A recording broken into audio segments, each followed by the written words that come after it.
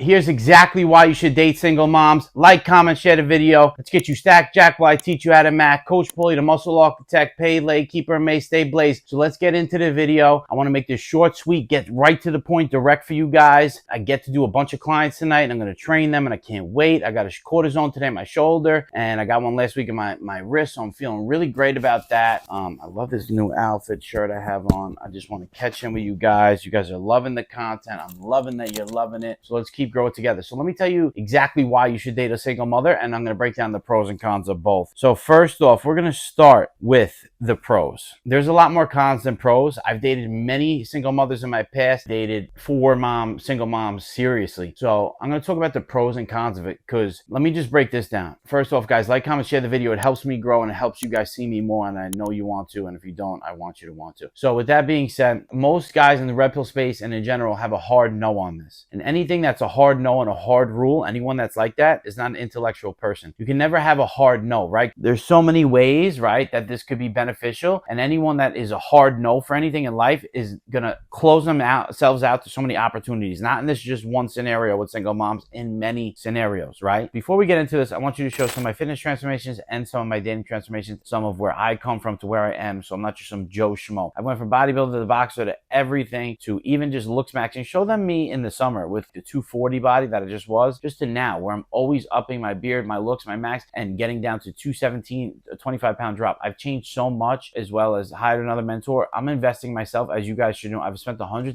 on mentorships. I pay a video editor every month. I'm about investing in myself, and you guys need to start doing the same. With that being said, after you guys see where I am, like, comment, share the video, and let's get into the video. One of the pros is their schedule keeps them from the club. So most of these pros could be a con as well, and you have to watch to the end, because each one ricochets off the other and domino effects off the other. They become a hard point. So you have to watch it A to Z. You have to wait for the cons, and each pro has a con, and then there's more cons on top of it. So their schedule keeps them from the club. There's a reason why it keeps them from that. You know, they're going to be home with the baby, usually every other weekend with the father. The rest of the time is with them. If you're a busy guy like me and you only have the weekends really to be with a girl, you don't have to worry about what she's doing during the week. With a young 25 hot girl without kids, you have to worry about what she's doing in the week. You don't have to worry about what she's doing during the week. Every other weekend she has the kid. So basically the father has the kid for 3 days out of 14, and then the other 11 is with her. So you don't have to worry about her going to the club. The one free weekend, if she's into you, which she's most likely going to be because she's a single mom not looking for games, she has with you. And then the other weekend, you either get a weekend off or you get to be with her and the kid. So that's a pro. Wait for later. Their investment in relationships is way higher. They're not around playing games, whether 25 or 35, especially 30 plus with a kid. They're not here to play games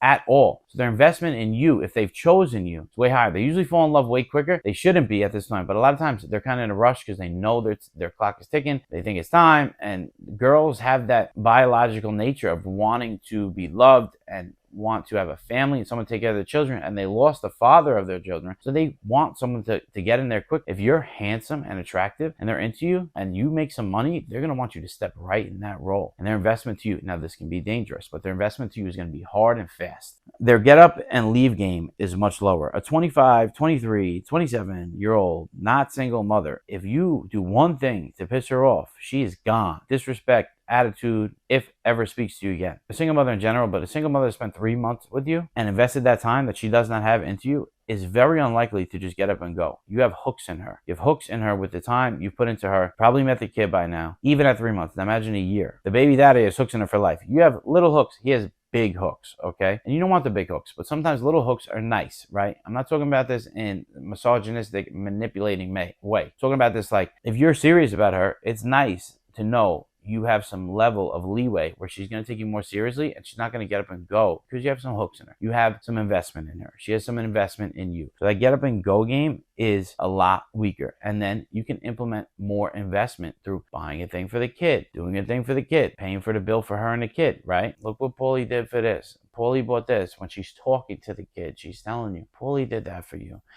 You know, obviously these things have happened to me before. Look what Paulie bought you. Look what Paulie did. Now, most guys will look at this as simping. I look at this as I care about the girl. I don't necessarily care about the kid yet. Or if I don't care about the kid, or even if I do, I care about the girl. Now, maybe I care about the kid, or even before I did, I care about her enough to care about the kid without even knowing him, even though it's not my kid. So most guys would consider this and talk about it as simping. But I look at this as I care about the girl. I'm doing something for her. And in turn, not in a way of transactional and a way of simping or buying a woman, she is now going to do for me with investment of feelings and emotions. So we're not talking about this in a way of manipulating and mind games. We're talking about this as the way of life. You like the girl, you can do stuff for her and her kid, and she is going to be more invested and to do and invest in you. So it's a beautiful thing. Now let's get into the cons. Each one of these has a con. I'm going to go through the cons that I've listed with you guys because some of these are going to lay over to these, but then I'm going to go back and do the cons of the 3 pros. And you may hear some of the cons of the pros as I'm just going through my list of cons, but that's how I plan to do it for you guys. Guys, like, comment, share the video, send it to a friend, tell a friend to tell a friend. Let's help everyone get together, whether it's dating single mothers, dating in general, or growing in fitness realms, or if you want business coaching, whatever, I got you. 3 programs: a dating coaching, a business coaching, and a fitness coaching. And I can do an intertwine of all 3, or dating and fitness, or business and fitness. So the kid will get 90%, you're going to get 10. The kid is more than you. If a girl really likes you, you can get 80-20. You ain't getting 70-30. If a girl got a new car, a new house, and a new Gucci bag, that's what that kid is to her all at once. So you're always going to get less than the kid, even if she really likes you. The kid takes more energy to win over than her. So now, you thought it was hard enough to win a girl over. Now you're going to have to put that energy to a girl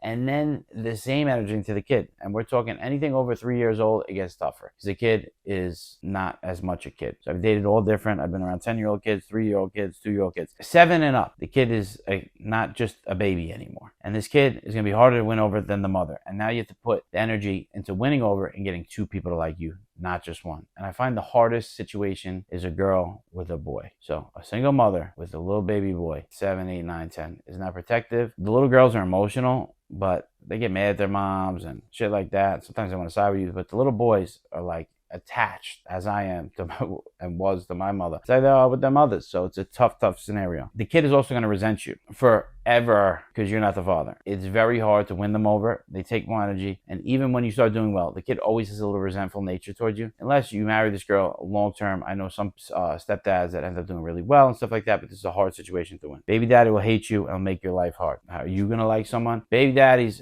almost always still love because the girls always leave the guys. 9 out of 10, there's exceptions to every rule. 9 out of 10 situations that I've been in, 10 out of 10 of the situations I've been with, all 4 of the single mothers, their baby fathers still wanted them back. And all these girls unaware of it. And I'm like, are you crazy? So literally, they're aware that they left these guys because women almost always leave men. 80% of marriages are left by women. 90% of marriages are left by women. So it's always the woman leaving the man. Most of these guys have been losers. And I know the dating world, and these guys are struggling to get women, new women, get relationships. And of course, all the girls I've dated are very attractive women. Of course, the baby daddies wanted them back. That's the best they ever had for every single one of my situations. And in most of them, if you're talking about upper echelon attractive women, the baby daddies are going to want them back, especially when they got left. Unless the baby daddy literally left the mother. Like I know one girl in the gym that I used to talk to, never dated her. The baby father kind of left her, right? But that's a very rare situation. She got back with him, right? Because he left her and decided he wanted her back. But any situation where the girl leaves the guy, usually never wants her back. The girl leaves the guy and usually never wants him back. And you're just right in the middle of that shit. He's going to make your life hell. He's never going to like you. If he says he does, he's lying. Double the money. You could be a dick and not pay, and she will tell you she doesn't care, especially in the first 6 months.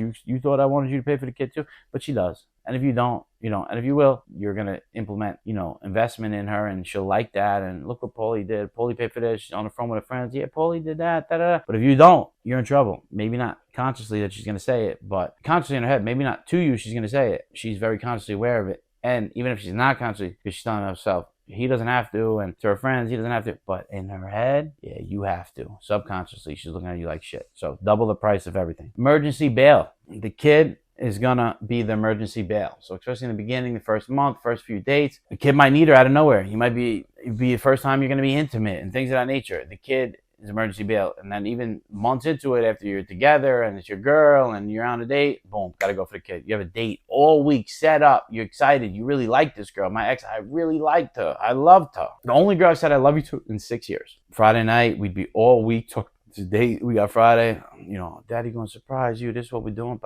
Friday, 6 o'clock. something happens with the kid, gets a runny nose, whatever it may be, the kid is always going to ruin your plans. So this is one that's a pro and a con. Dates, vacation, you got to date and vacate with the kid. You can't just bring her away.